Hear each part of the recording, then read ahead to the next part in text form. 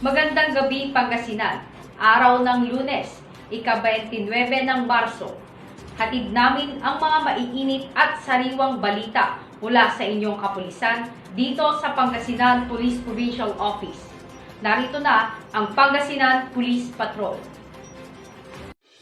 At sa ulo ng mga nagbabagang balita, mga naarestong wanted person sa iba't ibang bayan sa Pangasinan kabilang sa listahan ng mga top priority target list ng kapulisan.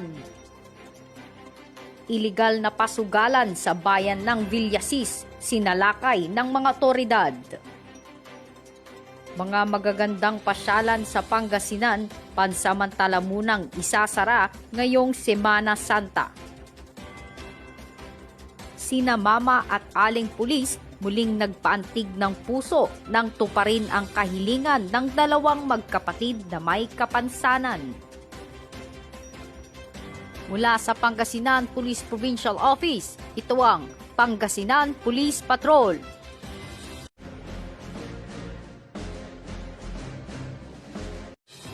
Para sa ating unang balita, patunay lamang na ang kapulisan sa Bayambang ay walang tigil sa pagpuksa ng katiwalian at kriminalidad sa kanilang bayan, kung saan nagresulta sa pagkakaaresto ng 11 katao, kabilang na ang top 1 most wanted person. Sundan sa report ni Police Corporal Marlene Tuatis. 11 katao sa bayan ng Bayambang, arestado sa iba't ibang kaso. Lalaki, huli sa isinagawang bypass operation na ikinasa ng ating mga kapulisan sa kasong paglabag sa Republic Act 9165 o Comprehensive Dangerous Drugs Act of 2002 sa pamumuno ng hepe na si Police Lieutenant Colonel Andres D. Calawa Jr. Nakuha mula sa kustudiya ng sospek ang isang plastic sachet na naglalaman ng white crystalline substance na hinihinalang shabu, 500 peso bill na ginamit bilang mark money at isang cellphone keypad na ginamit sa pakikipagtransaksyon. Ang sospek at mga ebidensya ay dinala agad sa himpilang ito upang maidokumento at magawa ng tamang disposisyon. Samantala, 10 wanted person, kabilang ang isang top most wanted sa bayang ito, ang naaresto sa bisa ng warrant of arrest sa magkakahiwalay na operasyon na ikinasa ng ating mga kapulisan kung saan isang lalaki ang nadakip sa kasong paglabag sa Republic Act 8353 o Anti-Rape Law of 1997. Ang naturang suspect ay kabilang sa top 9 most wanted ng himpilang ito, habang ang isa naman ay nadakip sa kasong paglabag sa Republic Act 7610 o Anti-Child Abuse Law, at ang isa naman ay nadakip sa kasong paglabag sa Republic Act 9262 o Anti-Violence Against Women and Their Children Act of 2004. Sa kabilang dako, naaresto naman ang mag-asawa sa Barangay Tatarak ng bayang ito sa kasong paglabag sa Article 358 o Oral Defamation, habang 4 na residente sa Barangay San Gabriel First ang nasawatan ng mga otoridad sa kasong paglabag sa Presidential Decree No. 1602 o Anti-Illegal Gambling. At lalaki sa Barangay Mangayaw, arestado sa kasong paglabag sa reckless imprudence resulting to damage in property. Ang mga sospek ay dinala agad sa himpilang ito upang may dokumento at magawa ng tamang disposisyon. Police Corporal Marlene Tuatis, ang news patroller ng Bayambang Municipal Police Station, nag-uulat para sa Pangasinan Police Patrol. Nagpositibo ang ikinasang operasyon ng kapulisan ng Villasis, kung saan nadakip nila ang top 5 most wanted person sa nasabing bayan. Kabilang na ang 5 kalalakihan na may paglabag sa iligal na sugal. Ang balitang niyan tunghayan sa ulat ni Police Corporal Marcelina Montilla. Top 5 most wanted person sa bayan ng Villasis, arestado. Huli ang isang lalaki sa bisa ng warrant of arrest na ibinaba ni Honorable Judge Sara Sanchez Fernandez ng Regional Trial Court Branch 43, Dagupan City, Pangasinan sa kasong Anti-Violence Against Women and Their Children Act of 2004 na may criminal case number 2020-0833-D na may piyansang 72,000. Ang arestadong lalaki ay nasa himpilang ito. Samantala, 5 lalaki arestado sa pagsusugal. Nagsagawa ng anti-illegal gambling operation ang Villasis Police Station sa pamumuno ni Police Major Christian B. Alukod, kung saan huli sa aktong pagsusugal ng Lucky 9 ang 5 lalaki sa barangay Lipay, Villasis, Pangasinan. Nakuha sa kanila ang 3,521 na perang taya sa sugal at baraha. Sila ngayon ay nahaharap sa kasong Presidential Decree 1602 o Anti-Gambling Law.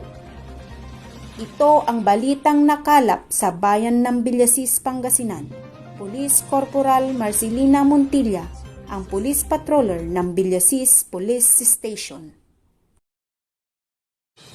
Lalaking may kasong panggagahasa huli sa bayan ng Balungaw. Kasunod nito dahil sa patuloy na paglobo ng kaso ng COVID-19 sa ating bansa, bilang pag-iingat ang ating kapulisan ay sumailalim sa swab testing. Tunghayan sa report ni Police Staff Sergeant Lea Bernal.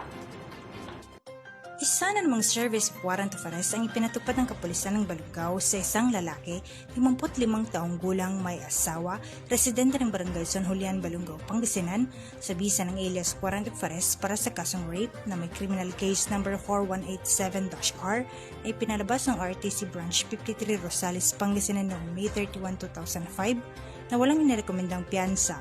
Ang suspect ay nananatili sa kustodiya ng himpilang ito para sa tamang disposisyon. Samantala, sumailalim sa RT-PCR swab test ang 30 miyembro ng kapulisan ng Balungaw at 4 na detainees nito na isinagawa ng Municipal Health Unit ng naturang bayan.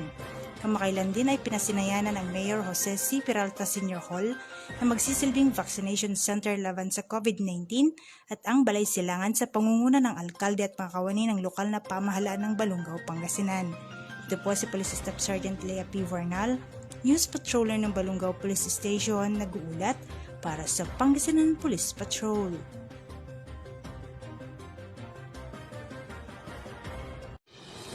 Ilang magagandang pasyalan sa bayan ng Agno pansamantala munang isasara ngayong Semana Santa upang maiwasan ang pagdagsa ng ating mga kababayan at alinsunod na rin sa panuntunan ng Interagency Task Force. Balitang hatid sa atin ni Police Staff Sergeant Michael John Wigwan. Puspusan ang isinasagawang paghihigpit ng ating mga kapulisan sa mga pumapasok na mga motorista dito sa bayan ng Agno sa pamumuno ni Police Captain Jade de la Cruz Macaraeg. Ang officer in charge ng kapulisan ng Agno ay sinisiguro na maipatupad ang pinaistriktong mga alituntunin ng Interagency Task Force ng bayang ito. Alinsunod sa inilabas na Executive Order No. 026 ng lokal na pamahalaan ng Agno, kung saan ito ay nagtatakda ng istriktong pagpapatupad ng health protocols at mga lituntunin sa paggunita ng mahal na araw. Ang bayan ng Agno na isa sa kilalang destinasyon ng mga turista tuwing mahal na araw dahil sa nagagandahan nitong mga baybayong dagat ay inatasang magsara ng pansamantala upang maiwasan ang pagdagsa ng mga tao bilang pagtalima sa nabanggit na kautusan ng lokal na pamahalaan upang mapigilan rin ang posibilidad na hawaan ng kumakalat pa ring pandemyang COVID-19. Ang nabanggit na pansamantalang pagsasara ng turismo ay ipapatupad mula ika-26 ng Marso at magtatapos sa ika-6 ng Abril ng taong kasalukuyan. Mula pa rin sa bayan ng Agno, Police Staff Sergeant Wigwan, nag-uulat para sa Pangasinan Police Patrol. Top 8 most wanted person provincial level na residente ng Anda, Pangasinan na aresto sa Mabalacat, Pampanga. Ang buong detalye ay hatid sa atin ni Patrolwoman Winnie de Guzman. Arestado ang isang lalaki sa bisa ng warrant of arrest na inisyu ni Presiding Judge Jarina Emilda Casingal sa zone ng Regional Trial Court Branch 54 na may criminal case number 6379-A o Child Sexual Abuse na taga-barangay Garut, Anda, Pangasinan sa pamumuno ni Police Major Regine Icabico, hepe ng bayang ito, kasama ng Regional Intelligence Unit, Pangasinan Intelligence Unit, 105th RMFB 1 at Mabalacat City Police Station ay nagsagawa ng Upland Manhunt Charlie sa top 8 most wanted person provincial level. Ang nasabing lalaki ay kasalukuyang naninirahan sa Barangay Bayabas, Mabalacat, Pampanga at residente ng Barangay Carut, Anda, Pangasinan. Ang nasabing akusado ay kasalukuyang nakapiit ngayon sa istasyong ito at walang kaukulang piyansa. Ito po si Patrolwoman Winnie M. De Guzman, News Patroller ng Anda Municipal Station, nag-uulat para sa Pangasinan Police Patrol. PNP good deeds naman tayo. Simple lang kung titignan, ngunit nakakataba sa puso para sa mga taong nangangailangan. Pulis na may malasakit muling pinatunayan ng ating kapulisan sa 1st Provincial Mobile Force Company mula sa pagpapatrolya ni Police Corporal Doresa Agustin. Pulis na may malasakit. Muling binisita ng ating kapulisan ang pamilya ni Aling Lalaine Ancheta at Ginoong Temio Apriado na taga Sitio Dinmantal, Barangay Hacienda, Bugalyon, Pangasinan. Sila po ay may mga anak na kapwa may kapansanan sa paglalakad at tanging sa kanilang pamilya lamang sila umaasa. Ang mga ito ay may edad na 22, 19 at 10 taong gulang. Ipinanganak na normal, ngunit habang sila ay lumalaki, napansin ng kanilang mga magulang na may kakaiba sa kanila. Sa hirap ng kanilang pamumuhay ay tanging sa pagtatahi na walis tambo sila umaasa at malimit nila itong maipatingin sa espesyalista. Nakakalungkot mang isipin na sa murang edad, naranasan nila ang hirap ng buhay at tanging sa 4 na sulok ng kanilang tahanan, umiikot ang kanilang mundo. Kaya naman ang kapulisan ng Pangasinan 1st PMFC sa pamumuno ni Police Lieutenant Colonel Oliver A. Abayan ay nabigyang sagot ang kanilang kahilingan na magkaroon ng wheelchair na magsisilbing mga paa nila sa pang-araw-araw. Namigay din ang ating kapulisan ng grocery items na may lamang bigas, gatas, sardinas, noodles at biskwit. Hindi maikakaila sa kanilang mukha ang labis na kasiyahan at hindi makapaniwala na matutupad ang kanilang munting kahilingan. Kami po ay inyong pulis. Pulis na tutulong sa inyo at proprotekta hanggang sa aming makakaya. Ito po si Police Corporal Doresa M. Agustin, ang inyong news patroller ng Pangasinan 1st PMFC, nag-uulat para sa Pangasinan Police Patrol. Pinagsanib pwersang operasyon ng CIDG Pangasinan at Dagupan City Police na nagresulta sa pagkakaaresto ng top 3 most wanted person city level. Yan ang tinutukan ni Police Staff Sergeant Raymond Ballesteros. Top 3 most wanted person sa siyudad ng Dagupan, nadakip ng Dagupan City Police at ng CIDG Pangasinan. Isang top 3 most wanted na lalaki sa lungsod ng Dagupan ang nadakip ng mga tauhan ng Dagupan City Police at ng CIDG Pangasinan. Sa pangkalahatang pangangasiwa ni Police Lieutenant Colonel Luis Benji Pitrimor, hepe ng pulisya sa Barangay Pantal, Dagupan City.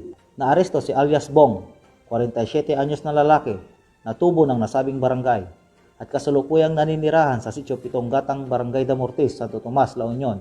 Sa bisa ng warrant of arrest na inisyo noong Pebrero 23, 1979 sa kasong murder at walang inirekomendang piyansa.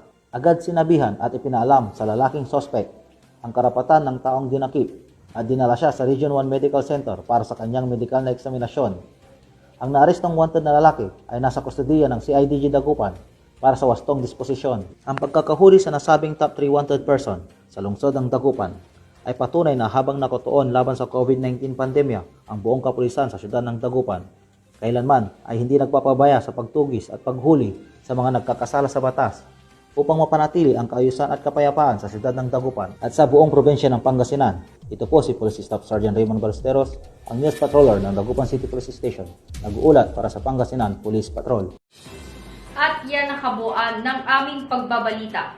Sa ngalan ng aming Provincial Director, Police Colonel Ronald Valdez Gayo, ako si Police Corporal CJ Santos, nagbabalita dito lang sa Pangasinan Police Patrol. Maaasahan, mapagkakatiwalaan, kasangganyo, laban sa krimen, droga at terorismo. Maraming salamat sa pagtutok at magandang gabi sa ating lahat.